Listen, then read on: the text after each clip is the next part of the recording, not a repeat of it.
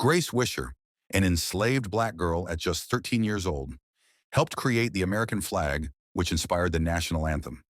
She is often overlooked in the storytelling of the nation's most prominent visual emblem.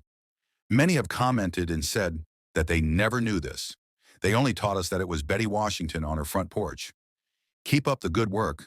They keep whitewashing history so we don't learn about all the black underneath. 200 years ago, an African-American girl made history, literally. She was an indentured servant named Grace Wisher in the household of Mary Pickersgill.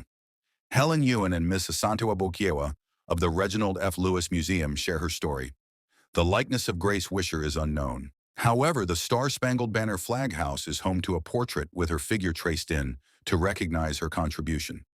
Detail of placing the stars on the flag that inspired Francis Scott Key to write our national anthem by Robert McGill McCall, Seager in 1962. Mary Pickersgill is often credited with sewing the Star-Spangled Banner, which flew over Fort McHenry in Maryland and inspired Francis Scott Key to write our national anthem. Less known is that Grace Wisher, an African-American girl at just 13 years old, also helped make the flag. It's another testament to the deeply rooted, yet oft unmentioned, contributions of African Americans to the very core of this country.